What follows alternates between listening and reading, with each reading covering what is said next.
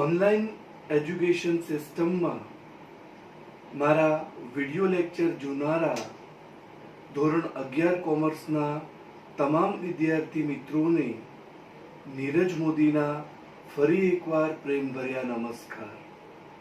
સ્વાગત છે તમારું વિદ્યાર્થી મિત્રો આ ચેનલમાં.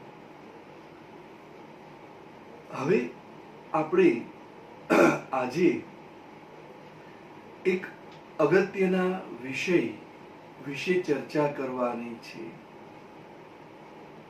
કોમર્સ ફિલ્ડની અંદર તમારા ટોટલ 7 વિષય હોય છે અને આ 7 વિષય મતલબ કે બોર્ડમાં 700 માર્કમાંથી તમારું રિઝલ્ટ બનવાનું હોય છે. તો એ ઇમ્પોર્ટન્ટ 7 સબ્જેક્ટમાંથી એક સબ્જેક્ટ ઇકોનોમિક્સ અર્થશાસ્ત્ર એ આજથી આપણે શરૂ કરવા માટે જઈ રહ્યા છીએ વિદ્યાર્થી મિત્રો. અને આજના લેક્ચરનો એજન્ડા જે છે કે જે સબ્જેક્ટ વિશે આપણે જે સબ્જેક્ટમાં વધુ સારા માર્ક લાવવા માટે આપણે ડૂબકીઓ લગાવવાની છે એ સબ્જેક્ટને એક ઉપરથી આખો એનો ઇન્ટ્રોડક્શન છે પ્રાપ્ત કરીએ. C on the board introduction to economics, એક અર્થશાસ્ત્રનો સમગ્ર પરિચય. જ્યારે પણ એવું આવે ને કે શબ્દ અર્થશાસ્ત્ર એટલે મનની અંદર એક પ્રશ્ન થાય કે આ અર્થશાસ્ત્ર એટલે એ જ નહીં કે 10મા ધોરણની અંદર સોશિયલમાં પાછળના ભાગમાં આવતું હતું, ગોખી ગોખીને મરી ગયા તોય સાલું ન આવડ્યું. હા, એ જ. પણ વિદ્યાર્થી મિત્રો, સમજાવવામાં ફરક પડે છે અને જેમ તમે થોડા મોટા થતા જાઓ એમ મેચ્યોરિટી પણ આવતી જાય છે. અને આ એટલો બધો મસ્ત વિષય છે કે તમે ભણશો પછી હંમેશા આ લેક્ચરની વેઇટ કરતા રહેશો, કારણ કે એની અંદર ઇન્ટરેસ્ટ ઊભો કરવાનું કામ એ મારું છે. તો my dear student, first of all I would like to say some introduction to economics with reference to the subject. પછી આપણે ધીમે ધીમે સબ્જેક્ટનું કન્ટેન્ટ ભણવાની શરૂઆત કરશું. તો વિદ્યાર્થી મિત્રો, ચાલો આપણે આપણા વિષયની થોડી શરૂઆત કરીએ. અર્થશાસ્ત્ર, ઇકોનોમિક્સ. જો આ જે શબ્દ છે ને મિત્રો, અર્થશાસ્ત્ર, ઇકોનોમિક્સ, આ જે શબ્દ છે તો એક્ઝેક્ટલી હું તમને એમ કહી શકું, અર્થશાસ્ત્ર એમાં એક શબ્દ સમાયેલ છે, અર્થ. અર્થ અર્થ મતલબ શું? અર્થના 3 અર્થ થાય છે. એક અર્થ એટલે આપણે કહીએ ને, અર્થ ઇઝ રાઉન્ડ, પૃથ્વી ગોળ છે, પૃથ્વી. બીજો અર્થ, અર્થનો મતલબ થાય છે અર્થ. અર્થ એટલે મતલબ, મીનિંગ. તો આપણે આપણા વિષયમાં ન તો એ પૃથ્વીવાળા અર્થની વાત કરવાની છે, ન તો એ મતલબવાળા અર્થની વાત કરવાની છે, પણ અર્થનો સાચો અર્થ થાય છે નાણું, મની, નાણું, પૈસા. એ અર્થ કરવાનો છે. અર્થ એટલે નાણું, અને નાણાનો અભ્યાસ કરતું શાસ્ત્ર એટલે અર્થશાસ્ત્ર.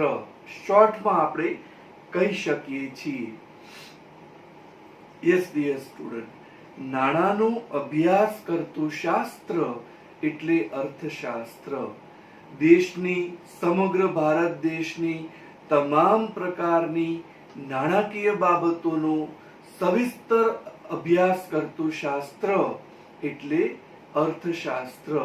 તમામ પ્રકારની દેશની નાણાકીય બાબતોને લગતા પ્રશ્નો અને તેના ઉપાયો સમજાવતું શાસ્ત્ર એટલે અર્થશાસ્ત્ર. અર્થશાસ્ત્ર શબ્દમાં કેન્દ્ર બિંદુ નાણું છે વિદ્યાર્થી મિત્રો. આપણે ગુજરાતીમાં પણ કહેવત છે ને કે નાણા વગરનો ના થયો નાણે નાથા લાલ. જો નાણું તમારી પાસે હશે અને બુદ્ધિ નહીં હોય તો પણ સમાજ તમને સલામ ઠોકશે. પણ જો તમે બુદ્ધિશાળી હોવા છતાં તમારી પાસે નાણું નહીં હોય તો સમાજ તમારી કદર નહીં કરે અને એવું કહીને ઊભો રહેશે કે એને ક્યાં કઈ ખબર પડે છે. આજે નાણાંનો આ ખેલ છે મિત્રો, નાણાંની આ રમત છે. એક બહુ સરસ મજાની વાત નાણાં સંદર્ભે આજે હું ઇન્ટ્રોડક્શન ટુ ઇકોનોમિક્સમાં સમજાવવા જાઉં છું. આપણે એને ગુજરાતીમાં પૈસા કહેતા હોય. હું એમ કહું છું કે નાનું બાળક જન્મે ને ત્યાંથી માંડીને મૃત્યુ પામે ત્યાં સુધી એ પૈસાનો જ ખેલ છે, નાણાંની જ રમત છે અને બધામાં નાણાં વગર કાંઈ થઈ શકતું નથી. આ હકીકત છે. કારણ કે નાણાંનું શાસ્ત્ર એ અર્થશાસ્ત્ર છે. નાણાંની બાબતોનો અભ્યાસ કરતું શાસ્ત્ર એ અર્થશાસ્ત્ર છે. એક નાનકડી એવી પોઈમ કવિતા રચી છે નાણાં ઉપર અને એ બનાવેલી કવિતા દ્વારા એ સ્પષ્ટ થશે કે જીવનમાં જન્મથી માંડીને મૃત્યુ સુધી નાણાંની કેટલી જરૂરિયાત છે. એટલે ટાઇટલ પણ એવું છે, પૈસા પૈસા અને પૈસા. સાંભળજો વિદ્યાર્થી મિત્રો, આ દુનિયામાં જ્યાં જુઓ ત્યાં પૈસા પૈસા પૈસા. આ જગતમાં જ્યાં જુઓ ત્યાં સૌને વાલા પૈસા. આ દુનિયામાં જ્યાં જુઓ ત્યાં પૈસા પૈસા પૈસા. આ જગતમાં જ્યાં જુઓ ત્યાં સૌને વાલા પૈસા. પૈસા પૈસા પૈસા, સૌને વાલા પૈસા.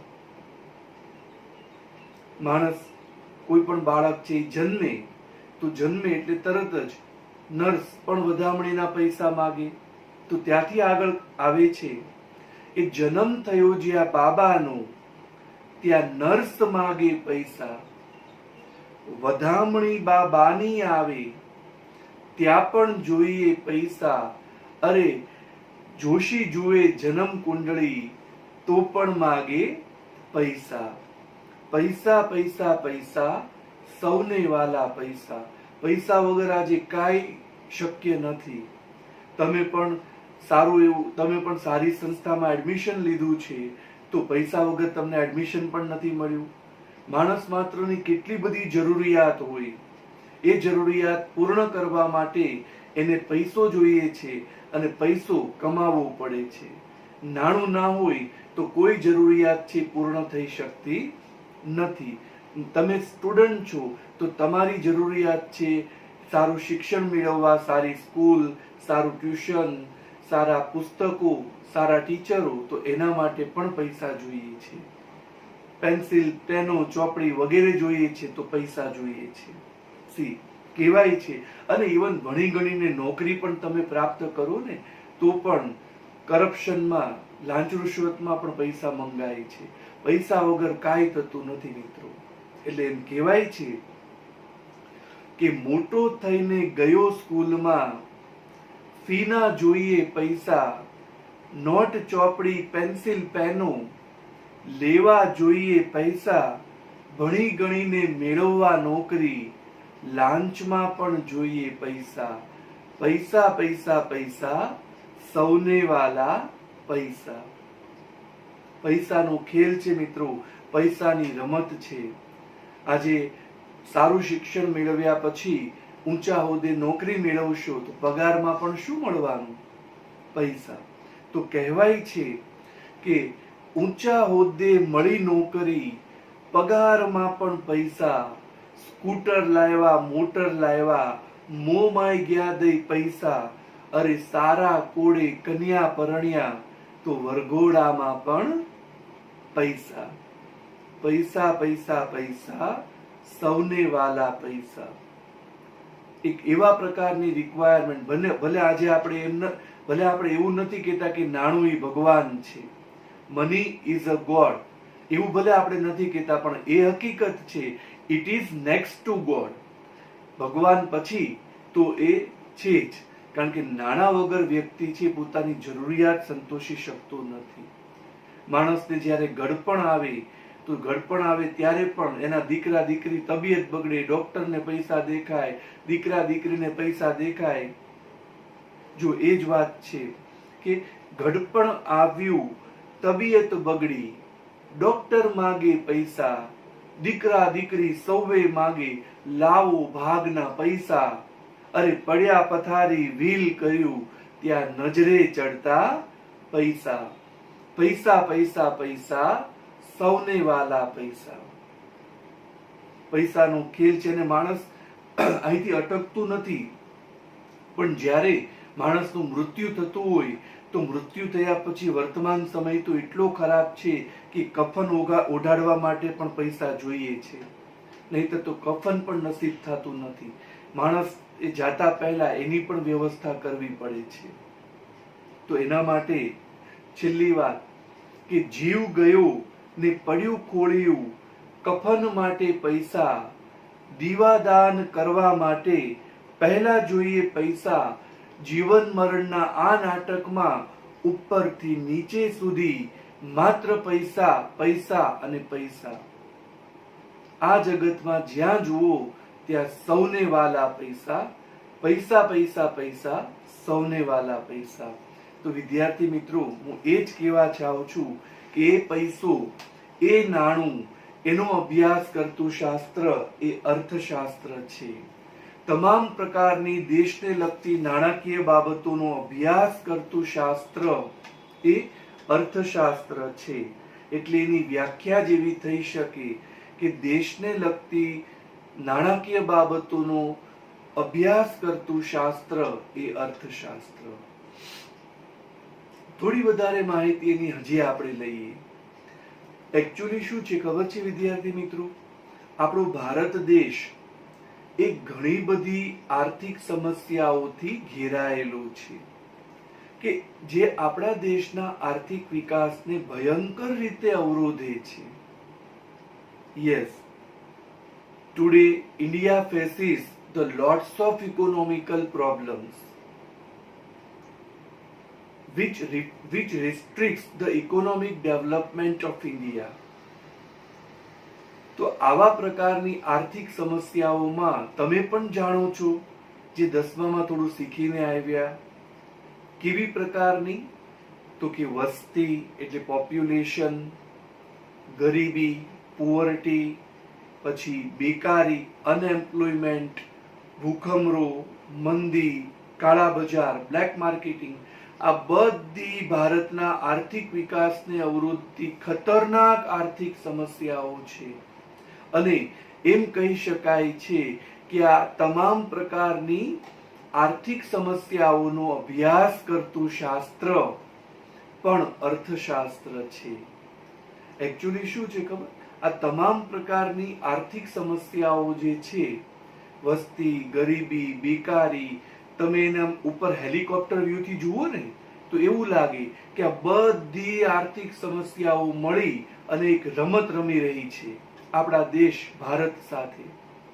અને એ રમતનું નામ છે હાલો પથારી ફેરવીએ દેશની. યસ, તો આ તમામ પ્રકારના આર્થિક સમસ્યાઓ નો અભ્યાસ કરતું શાસ્ત્ર પણ અર્થશાસ્ત્ર છે.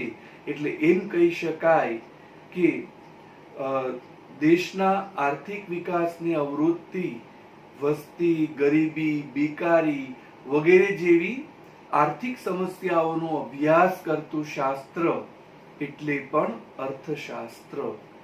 જ્યારે મારો આ વિડિયો લેક્ચર જોઈ રહ્યા હો વિદ્યાર્થી મિત્રો, ત્યારે આવા પ્રકારની વ્યાખ્યા એ તમે વિડિયો પોઝ કરીને નોટ કરતા જજો, કારણ કે એક એક માર્કમાં આવે છે. તો અર્થશાસ્ત્રની ઇન્ટ્રોડક્શનમાં તમને મેં 2 વ્યાખ્યાઓ સવિસ્તર સમજાવી. કોઈ પણ લખી શકાય. એક કે દેશની તમામ નાણાકીય બાબતોનો સવિસ્તર અભ્યાસ કરતું શાસ્ત્ર એટલે અર્થશાસ્ત્ર. અથવા એમ લખી શકાય કે દેશના આર્થિક વિકાસને અવરોધતી તમામ પ્રકારની નાણાકીય બાબતો, તમામ પ્રકારની આર્થિક સમસ્યાઓ જેવી કે વસ્તી, ગરીબી, બેકારી, મંદી નો અભ્યાસ કરતું શાસ્ત્ર એટલે પણ અર્થશાસ્ત્ર. તો માય ડિયર સ્ટુડન્ટ, આ તમારા અર્થશાસ્ત્રનું એક નાનકડું એવું વ્યાખ્યા સ્વરૂપે ઇન્ટ્રોડક્શન છે. મારે એવું છે વિદ્યાર્થી મિત્રો, હું એવું માનું છું કે કોઈ દિવસ આમ જેને કહેવાય કે અધૂરું જ્ઞાન નહીં મેળવવાનું, હંમેશા ફંડામેન્ટલ્સ, મૂળમાંથી જવાનું. જો બેઝિક કોન્સેપ્ટ ક્લિયર હોય તો ઇકોનોમિક્સની અંદર ઇન્ટરેસ્ટ પણ જાગે છે અને એ તમે વધુ ક્લિયર રાખી શકો છો. તો એમ કહી શકાય છે વિદ્યાર્થી મિત્રો કે હંમેશા કોઈ પણ વિષયનું જ્ઞાન મૂળમાંથી લેવું જોઈએ. Reach up to the root, મૂળ સુધી પહોંચો, but not jumping here and there like a monkey. માત્ર વાંદરાઓની જેમ ડાળીઓ ઉપર ઠેકડા ન મારો, એનાથી કશું હાસિલ નહીં થાય. પણ ફંડામેન્ટલ્સ ક્લિયર હશે તો તમે કોઈ પણ સબ્જેક્ટની અંદર પાછા નહીં પડો. બીજું ખાસ શું કહેવાનું વિદ્યાર્થી મિત્રો, તમે કોમર્સ સિલેક્ટ કર્યું છે તો કોમર્સ વર્લ્ડની અંદર વિદ્યાર્થીઓ ખૂબ બુદ્ધિશાળી હોય છે, ખૂબ પ્રેક્ટિકલ હોય છે અને એના માટે તૈયાર રહેવું પડે છે જમાનાનો સામનો કરવા.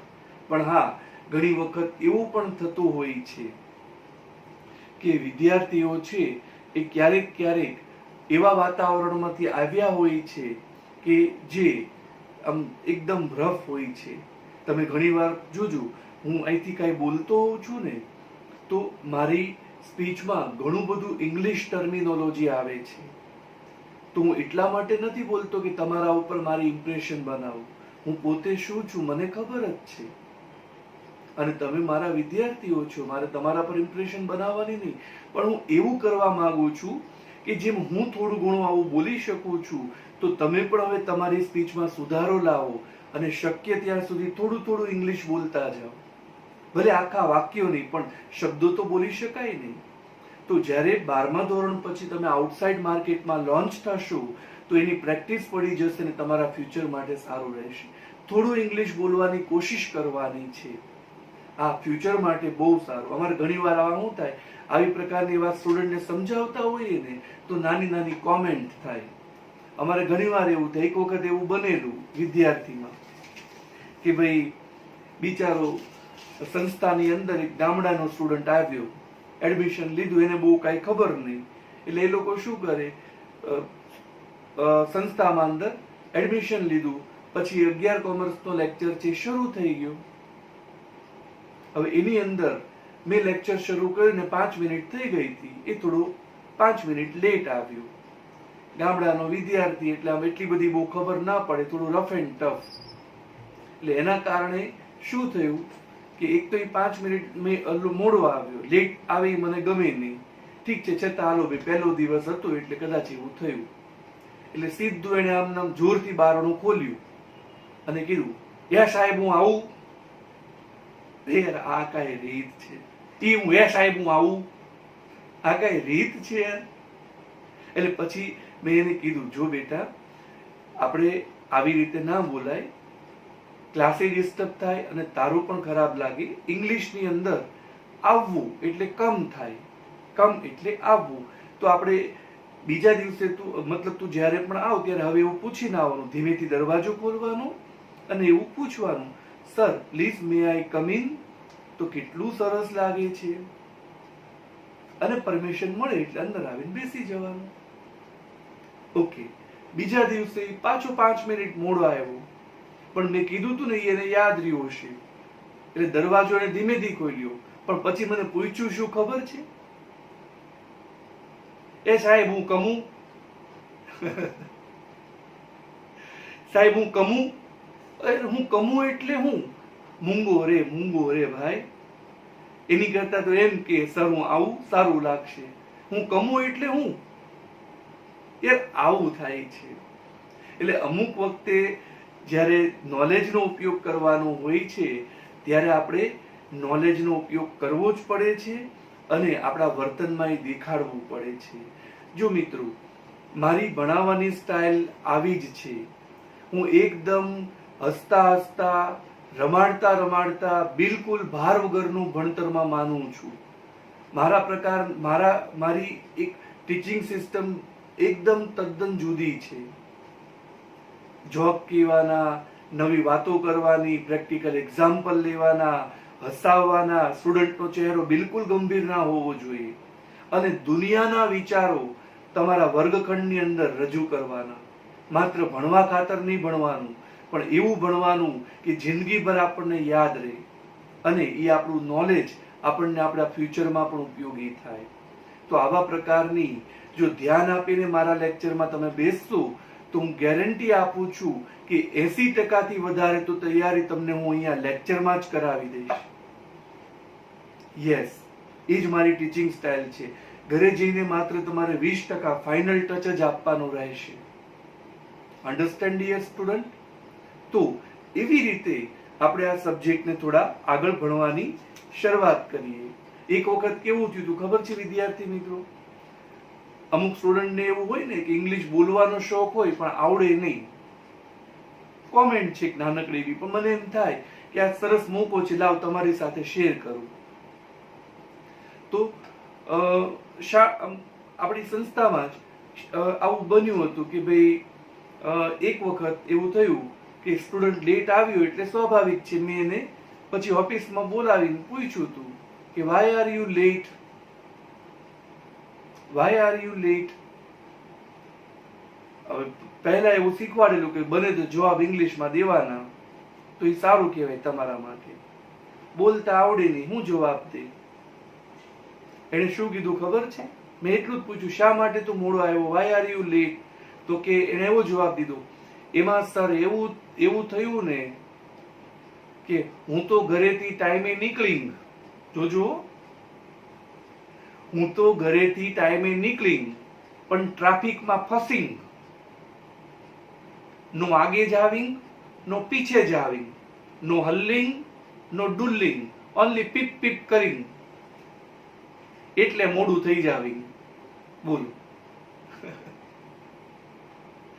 આવું જોરદાર ઇંગ્લિશ હોય છે. હવે આવા તો હું તમને નમૂનાઓના કેટલા એક્ઝામ્પલ આપી શકું મિત્રો. કહેવાનો મતલબ એ છે કે જ્યારે આપણે કોમર્સ પસંદ કર્યું છે તો આપણી ક્ષમતા, આપણું નોલેજ આપણે આપણામાં બતાવવું પડશે. આપણી સ્પીચ, આપણું વર્તન, આપણી વાણી એવું રાખવું પડશે કે કોઈ જોઈને કદર કરે અને કોઈ સાંભળે તો એમ વિચારે કે હજુ પણ આ વધુ કંઈક બોલે. તો ધીમે ધીમે તમારામાં પણ આવી જશે ખરા. અને I will try my level best to give you the best knowledge. That's my commitment, that's my promise with reference to all of you dear students. Right? Okay. બીજું આ સબ્જેક્ટ વિશે મારે થોડી એવી વાત કરવી છે મિત્રો કે તમારું આખું 11મા ધોરણનું અર્થશાસ્ત્ર એ નાનકડા એવા 11 પાઠમાં વહેંચેલું છે. 11 lessons are there only. 11 પાઠ, એકદમ નાનકડું એવું અર્થશાસ્ત્ર છે. અને 11 પાઠનું જે અર્થશાસ્ત્ર છે એમાં 2 ભાગ પડે છે. આમ ભલે ટેક્સ્ટ બુકમાં લખ્યું નથી, પણ પહેલા 6 પાઠ, 1 થી 6 પાઠ બજાર સુધી અનુક્રમણિકા તમે જોશો, ખ્યાલ આવશે. પહેલા 6 પાઠ એ સૂક્ષ્મલક્ષી અર્થશાસ્ત્ર છે. સૂક્ષ્મલક્ષી, જેને એકમલક્ષી અર્થશાસ્ત્ર કહી શકાય. અને બીજા 5 પાઠ એ સમગ્રલક્ષી અર્થશાસ્ત્ર છે.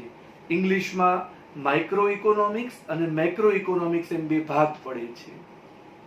યસ, તમને પછી ડિટેલમાં સમજાવીશ, પણ લાઇટલી એક એક્ઝામ્પલથી સમજાવું કે જે સૂક્ષ્મલક્ષી એટલે એકમલક્ષી, મતલબ જે કોઈ એક વ્યક્તિ, પેઢી, કંપની કે સંસ્થાનો અભ્યાસ કરતી હોય એવા પ્રકારનું અર્થતંત્ર જે સમગ્ર ભારત દેશ સાથે જોડાયેલું ન હોય. તો એવા પ્રકારની સૂક્ષ્મ બાબતોનો અભ્યાસ કરતું શાસ્ત્ર એ સૂક્ષ્મલક્ષી અર્થશાસ્ત્ર છે. પરંતુ સમગ્ર ભારત દેશ સાથે જોડાયેલી તમામ બાબતોનો અભ્યાસ કરતું શાસ્ત્ર એ સમગ્રલક્ષી અર્થશાસ્ત્ર છે, જેને બૃહદલક્ષી અર્થશાસ્ત્ર પણ કહેવાય. અને એ તમારા પાછળના 5 પાઠ છે. હું એટલું કહી રાખું વિદ્યાર્થી મિત્રો, 12મા ધોરણની અંદર અર્થશાસ્ત્રમાં 11 પાઠ જ છે, પણ એ 11 પાઠ સમગ્ર લક્ષ્ય અર્થશાસ્ત્ર છે, જે સમગ્ર ભારત દેશની આર્થિક સમસ્યાઓ અને એના કારણો અને ઉપાયો સાથે સંકળાયેલું છે. પરંતુ 11મા અર્થશાસ્ત્રના આવા 2 ભાગ પડે છે. દાખલા તરીકે અખંડિત ભારત રાષ્ટ્ર છે, તો એનું એક નાનકડું એવું રાજ્ય, એમાંથી એક રાજ્ય ગુજરાત છે. તો ગુજરાતમાં વસ્તી ગણતરી કરવી, સમગ્ર ગુજરાતની વસ્તી ગણતરી કરવી, તો એક માત્ર રાજ્યની વસ્તી ગણતરી કરવી એ સૂક્ષ્મલક્ષી અર્થશાસ્ત્ર કહેવાય. પરંતુ સમગ્ર ભારત દેશની વસ્તી ગણતરી કરવી તો એ સમગ્ર લક્ષ્ય અર્થશાસ્ત્રના અભ્યાસનો મુદ્દો કહેવાય. અન્ડરસ્ટેન્ડ? ભાવનગરમાં કેટલી ગરીબી છે એનો અભ્યાસ કરવો સૂક્ષ્મ લક્ષ્ય અર્થશાસ્ત્ર કહેવાય. પરંતુ સમગ્ર ભારતમાં કેટલી ગરીબી છે એનો અભ્યાસ કરવો એ સમગ્ર લક્ષ્ય અર્થશાસ્ત્ર છે.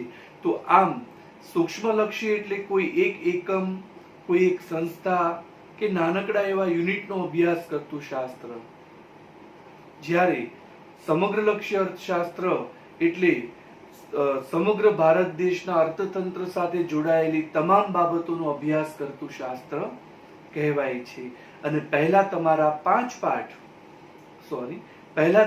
6 પાઠ એ સૂક્ષ્મ લક્ષ્ય અર્થશાસ્ત્ર છે, અને પછીના તમારા 5 પાઠ એ સમગ્ર લક્ષ્ય અર્થશાસ્ત્ર છે. વિદ્યાર્થી મિત્રો, બીજું મારે આ સબ્જેક્ટ વિશે એટલું કહેવાનું છે કે આ સબ્જેક્ટ તમારો એકદમ સ્કોરિંગ છે. ઘણા વિદ્યાર્થીના મગજમાં એવી ગ્રંથિ હોય કે ઇકોનોમિક્સ છે એ તો થિયરી છે, એમાં થોડા કોઈ દિવસ વધારે માર્ક આવે. તો આ ગ્રંથિ દૂર કરી દો. ઇકોનોમિક્સની અંદર દર વર્ષે 100 માંથી 100 માર્ક લાવનારા ઘણા વિદ્યાર્થીઓ છે. લાસ્ટ યરનું જ રિઝલ્ટ ડિક્લેર થયું, એમાં જ મારી નીચે ઇકોનોમિક્સનો અભ્યાસ કરતા 3 થી વધુ વિદ્યાર્થીઓ 100 માંથી 100 માર્ક લઈ આવી ચૂક્યા છે. અને એ પહેલાના વર્ષોમાં પણ ઘણા વિદ્યાર્થીઓ ઇકોનોમિક્સમાં 100 માંથી 100 માર્ક લાવ્યા છે. તો કેટલા 95-100 ની વચ્ચે હોય છે. આપણી મહેનત, આપણું નોલેજ અને આપણું લખાણ ઇમ્પોર્ટન્ટ છે. તો અર્થશાસ્ત્ર જેવા થિયરી વિષયમાં પણ 100 માંથી 100 માર્ક આવી શકે છે. મારી નીચે અભ્યાસ કરેલા વિદ્યાર્થીઓ લાસ્ટ યરમાં 12 કોમર્સનું રિઝલ્ટ હમણાં જ હજી ડિક્લેર થયું, તો 3 વિદ્યાર્થી 100 માંથી 100 માર્ક લાવી ચૂક્યા છે. અને તમે પણ લાવી શકો છો, અને એવા આપણે પ્રયત્નો કરવાના. તો આ સ્કોરિંગ સબ્જેક્ટ છે. બીજું ખૂબ ઇન્ટરેસ્ટિંગ, સમગ્ર ભારત દેશ અને સમગ્ર વિશ્વના અર્થતંત્ર સાથે જોડાયેલી બાબતો આમાં ચર્ચવામાં આવે છે. ન માત્ર એને પાકું કરવા માટેનો વિષય છે એવું વિચારજો, બલકે એટલું બધું નોલેજ આની અંદર સમાયેલું છે કે તમે કલ્પના ન કરી શકો. દુનિયાના વિચારો હું તમારા સામે તમારા ક્લાસમાં રજૂ કરીશ, પણ એના માટે મેન્ટલી પ્રિપેર રહેવાનું અને એવી લઘુગ્રંથિથી બહાર આવવાનું કે આ કંટાળાજનક છે. બહુ જ ઇન્ટરેસ્ટિંગ, ઇકોનોમિક્સ જેવો એકય વિષય રસપ્રદ નથી. એટલી મજા આવે એવો વિષય છે. અને સાથે સાથે એ પણ કહેવાનું વિદ્યાર્થી મિત્રો કે ઇકોનોમિક્સ જેવા વિષયમાં તમારે 99% ટેક્સ્ટ બુક માંથી જ પૂછે છે. હું 12મા ધોરણની રીતે જ તમને વાત કરી રહ્યો છું, કારણ કે તમે લોકો મારા ફ્યુચર સોલ્જર્સ છો. તમને કોઈ પૂછે કે તમે કયા ધોરણમાં અભ્યાસ કરો છો, તો તમે એવો જવાબ આપશો કે અમે સર 11મા ધોરણમાં અભ્યાસ કરીએ છીએ. પણ તમને લઈને મને કોઈ સવાલ કરે કે આ બાળકો કયા ધોરણમાં અભ્યાસ કરી રહ્યા છે, તો મારો જવાબ એવો હશે કે આ બાળકો નેક્સ્ટ ઇમ્પોર્ટન્ટ કેરિયર યર 12 કોમર્સની ટ્રેનિંગ લઈ રહ્યા છે. એ મારા ફ્યુચર સોલ્જર્સ છે. રાઈટ? તો આપણે 2 વર્ષની ટ્રેનિંગ લેવાની છે. ભણવાનું છે 11માનું, પણ 12માની રીતે. અન્ડરસ્ટેન્ડ? શબ્દ સાંભળો, ભણવાનું છે 11માનું, પણ 12મા ધોરણની રીતે. આ આપણી 12મા ધોરણની ટ્રેનિંગ છે. અને 11મા ધોરણમાં શીખેલું તમામ પ્રકારનું કન્ટેન્ટ 12મા ધોરણની અંદર ઉપયોગ કરી અને વધુમાં વધુ માર્ક્સ મેળવવા માટેનો પ્રયત્ન કરવાનો છે. યસ, તો 11મા ધોરણના પર્સન્ટેજ કરતા એનું નોલેજ એ 12મા ધોરણ માટે વધુ ઉપયોગી અને એનું બેકગ્રાઉન્ડ બનશે. 11th standard is the background of the very next year, 12th commerce. Always remember in your mind. You all are my future soldiers and I am your trainer. I will give you the best training to get the best result into the next year. That is my commitment. Right? બીજું વિદ્યાર્થી મિત્રો, આ સબ્જેક્ટની એક થોડી બાબતને આપણે બિલકુલ હળવાશથી નહીં લઈએ કે આ જે સબ્જેક્ટ છે ઈઝી કરો, સ્કોરિંગ કરો, ઇન્ટરેસ્ટિંગ કરો, પણ લેન્ધી પણ. લેન્ધી ઇન ધ સેન્સ કે જ્યારે પણ પરીક્ષામાં તમારે આ પેપર લખવાનો હોય ત્યારે હંમેશા લેન્ધી કાઢે છે. બોર્ડનો ઇતિહાસ છે કે 10 પેપરમાંથી 9 પેપર એવા હોય કે જે હોય ઈઝી, બહુ જ ઈઝી, પણ એકદમ લેન્ધી હોય. વિદ્યાર્થી લખતો જ જાય, છેલ્લી મિનિટ સુધી લખતો હોય તોય કદાચ જો સ્પીડ એની બરાબર ના હોય તો 2-5 માર્કનો છૂટી જાય 100 માર્કમાંથી. આવડતું બધું હોય પણ લખવાનું રહી જાય. તો આવા સબ્જેક્ટમાં ધ્યાન એ રાખવું પડશે કે ઈઝી છે પણ લેન્ધી છે. એટલે ઇકોનોમિક્સ અને બીએ આ બંને વિષયોની અંદર આ બાબતનું ખાસ ધ્યાન રાખજો. હું જે તમને ઇકોનોમિક્સમાં કહી રહ્યો છું બીએમાં પણ લાગુ પડે છે, કારણ કે બંને થિયરી સબ્જેક્ટ છે અને પેરેલલ ચાલે છે. રાઈટ? તો આ તમામ પ્રકારનું મારું ગાઈડન્સ બીએમાં પણ એપ્લાય થાય છે. અને સાથે સાથે એટલું પણ કહેવાનું વિદ્યાર્થી મિત્રો કે જ્યારે પણ તમે અભ્યાસ કરવા માટે બેસો ત્યારે હંમેશા એક ટેક્સ્ટ બુક તમારી પાસે રાખવાની. ન લીધી હોય તો ટેક્સ્ટ બુક ખરીદી લ્યો, ન મળતી હોય તો ટેમ્પરરી જે પાર્ટ ચાલુ કરવાનો છે એની ઝેરોક્સ કરાવી લ્યો, પણ એની વગર તમને નહીં આવડે. તમારે મારો લેક્ચર જ્યારે ભરવા માટે બેસો છો ત્યારે તમારે સામે ટેક્સ્ટ બુક રાખવાની. હું જ્યારે કહું ત્યારે અંદર જોતા જવાનું સાથે, અને સાઈડમાં તમારી ઇકોનોમિક્સની એક ફેર બુક બનાવવાની. બરોબર? તો ઇકોનોમિક્સ બાબતે તમારે ટેક્સ્ટ બુક હંમેશા સાથે રાખવાની અને એની ફેર બુક સાથે રાખવાની કરી, પણ એમાંથી જે જરૂર પડી વિડીયો પોસ્ટ કરીને નોટ કરતા જવાનું. અને જેમ જેમ પાઠ ચાલતો જાય એમાં આવતા સવાલો એ તમારે ફેર બુકમાં લખતા જવાના. કારણ કે ફેર બુક તો તમારે મને પછી પણ બતાવવી પડશે.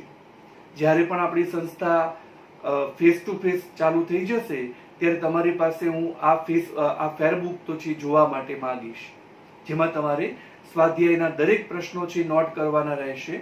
અને મારા દ્વારા કહેવાયેલી કોઈ પણ પ્રકારની એવી બાબત કે જે તમને એમ લાગે કે આ ઇમ્પોર્ટન્ટ છે અથવા હું નોટ કરાવું છું તો એ નોટ કરી લેવી જોઈએ, તમારા માટે ઉપયોગી છે. તો વિદ્યાર્થી મિત્રો, આજના લેક્ચરમાં તમને ઘણી બધી વાત મેં કરી છે, ઘણી વાત તમને સમજાવી છે. ફરી એકવાર શબ્દોને વિરામ આપતા પહેલા એટલું જ કહેવા જાઉં છું કે ખૂબ સારું ભણીએ, રેગ્યુલર લેક્ચર્સ આપણે જોતા રહીએ અને જે પ્રમાણે જેટલું હોમવર્ક આપ્યું છે એ કરતા રહીએ. Hard work is the highway of the success. સખત મહેનત કરીએ પરંતુ એની સાથે સાથે થોડી સ્માર્ટનેસ પણ વાપરીએ. રાઈટ વિદ્યાર્થી મિત્રો? તો મારા શબ્દોને વિરામ આપી અને આજનો લેક્ચર પૂરો કરીએ. જ્યારે આપણે ફરીવાર મળશું ત્યારે ફરીવાર આપણે આવી જ રીતે હસતા હસતા, રમતા રમતા, જોક્સ કહેતા, વાતો કરતા સુંદર મજાનો અભ્યાસ શરૂ કરશું. અને નેક્સ્ટ લેક્ચરની અંદર ઇકોનોમિક્સમાં આપણે ત્રીજા પાઠથી માંગ, ડિમાન્ડ થી શરૂઆત કરશું. શા માટે ત્રીજા પાઠથી તેની વાત પણ હું મારા નેક્સ્ટ લેક્ચરમાં કરીશ.